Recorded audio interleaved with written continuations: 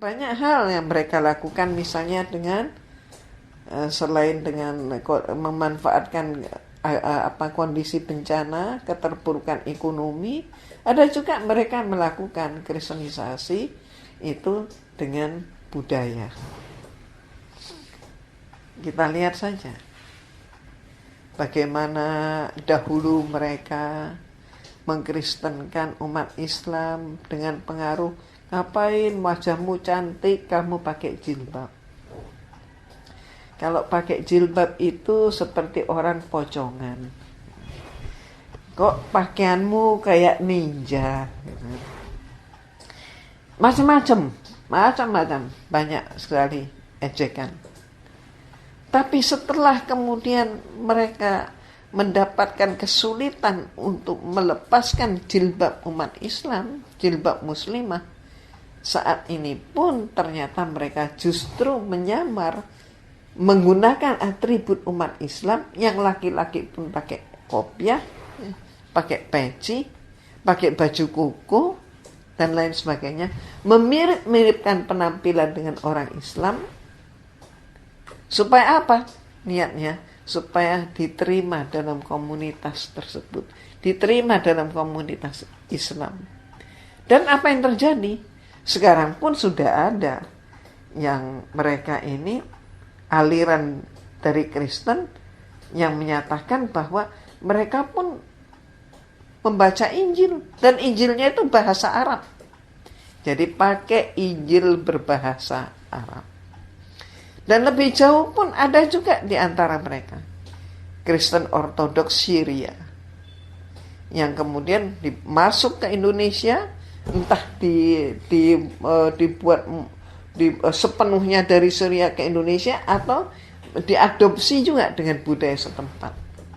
Maka intinya mereka menyatakan bahwa mereka pun sholat, dan mereka kemudian mulai dengan penuh siasat mengatakan, orang Islam coba sholatnya berapa kali? 5 kali kan, kata mereka. Kami 7 kali, kata mereka. Jadi sempurna yang mana antara yang 5 sama yang 7? Dan mereka jawab sendiri, tentu ya 7 kali kan, katanya. Lah, orang yang berdialog dengan mereka mengatakan, lah orang Islam 5 kali aja kadang ada yang nggak sempat sholat, katanya. Bagaimana? Oh, nggak apa-apa, Tuhan itu maha pengasih. Kalau nggak sempat sholat 7 kali nggak apa-apa, sekalipun diterima. Tapi ada lagi yang mengatakan, aduh tiap hari sholat capek, katanya. Jadi bagaimana? Oh, kalau dalam Kristen nggak apa-apa, nggak sempat tiap hari, seminggu sekali cukup. Ada yang mengatakan, oh kalau begitu seminggu sekali pun tidak mungkin, saya orang sibuk, saya selalu bepergian. Gak apa-apa, setahun sekali. Setahun sekali, iya kalau ingat, kalau lupa bagaimana? Oh, Tuhan itu maha pengampun. Jadi yang paling penting dibaptis. Siapapun yang sudah dibaptis, maka dia dijamin masuk surga karena dosanya diampuni oleh Tuhan Yesus, kata mereka. Nah, ini caranya. Mohon maaf, ketika kita umat Islam banyak yang mempunyai qasidah, dan mereka pun sudah menyatakan punya qasidah namanya Amin al-Barokah. Oh ya, ketika mereka sholat, apa yang membedakan dengan umat Islam sholatnya? Kalau kita umat Islam merapatkan shaf, kita menghadapkan diri ke kiblat. Kemana? Arahnya kemana? Ke Masjidil Haram. Kalau mereka sebaliknya, bertentangan dengan kita, mereka ke Baitul Maqdis. Kemudian mereka shafnya renggang-renggang dan tidak membedakan mana shaf laki, mana shaf perempuan. Mereka campur. Dan ketika mereka rukuk, mereka menambahkan pada saat rukuk dengan Bismil Abi wal Ibni waruhil Kudusi. Nah ini.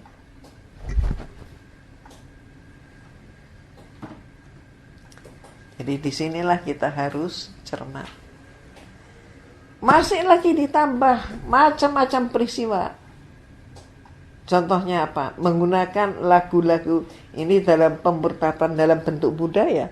Misalnya apa? Dengan lagu-lagu daerah. Siapapun kita tentu menghargai lagu daerah. Senang dengan lagu daerah. Tapi awas, saat ini liriknya pun sudah diganti oleh mereka. Jadi jangan hanya kalau sudah musik lagu daerah, maka ikut-ikutan, tapi ingat liriknya, cermati liriknya. Itulah caranya. Bahkan sudah juga dilakukan apa? Yaitu memecah belah umat Islam, diawali dengan cara yang sangat halus, ringan, yang umat Islam seringkali tidak merasa bahwa itu suatu bahaya. Apa itu? Misalnya dengan, mohon maaf, membaca kitab suci Al-Quran dengan langgam kedaerahan. Yang sudah dilakukan, bisa kita cermati di berbagai media, adalah misalnya dengan terjemah bahasa Jawa. Maka kalau ini diterima, ini adalah tentu harapan mereka. Umat Islam diam, berarti bisa terima, maka akan berkembang nanti daerah-daerah yang lain. Sumatera, Kalimantan, Madura, Papua, dengan bahasa daerah masing-masing, dengan langgam daerah masing-masing. Ternyata inilah tujuannya. Test the water. Nah, kemudian yang lain lagi, sampai kepada apa? Mohon maaf, baca Al-Quran dengan lagu seriusan, pakai kur seperti paduan suara gereja. Terus bahkan ditingkatkan lagi sampai apa? Sampai membuat paduan suara, 2 penyanyi. Ada 1 penyanyi yang mengumandangkan azan, dan 1 penyanyi lagi kemudian menyanyikan lagu Ave Maria.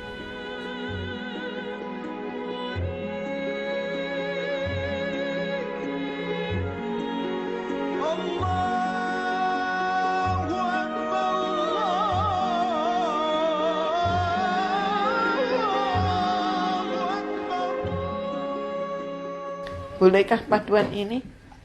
Tentu tidak layak. Tapi orang yang tidak paham, termasuk orang Islam yang tidak mendalami agamanya, tidak tahu tentang Islam, maka kemungkinan dia akan menyatakan, oh modern ya, indah kalau begitu. Oh kalau begitu aman deh dunia kalau semua ini bisa disatukan seperti lagu. Masalahnya tidak sesederhana itu. Itu hanya ucapan manis. Mohon maaf, manisnya obat gula.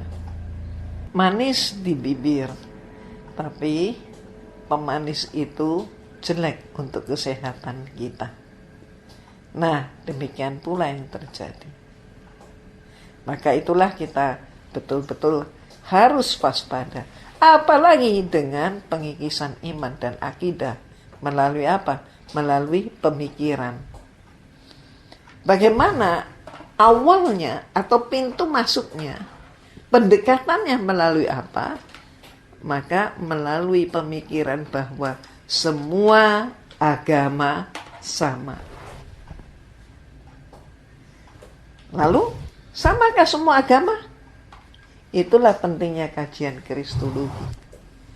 Dengan kita mengkaji kristologi, kita akan membuktikan, sekali lagi, membuktikan bahwa ternyata tidak sama semua agama. Agama yang hak hanya satu, Islam. Bagi peserta kristologi, orang yang sudah memahami kristologi, dia akan tahu persis. Tidak sama semua agama. Nah, kembali. Maka pendekatan semua agama sama, itu yang mereka katakan. Dan yang seringkali tertipu adalah orang-orang Islam, mohon maaf, yang sekedar Islam di identitasnya saja. Islam tidak sampai masuk ke hati, Islam tidak sampai masuk ke pemikiran, Islam tidak menjadi sebagai acuan pola kehidupan.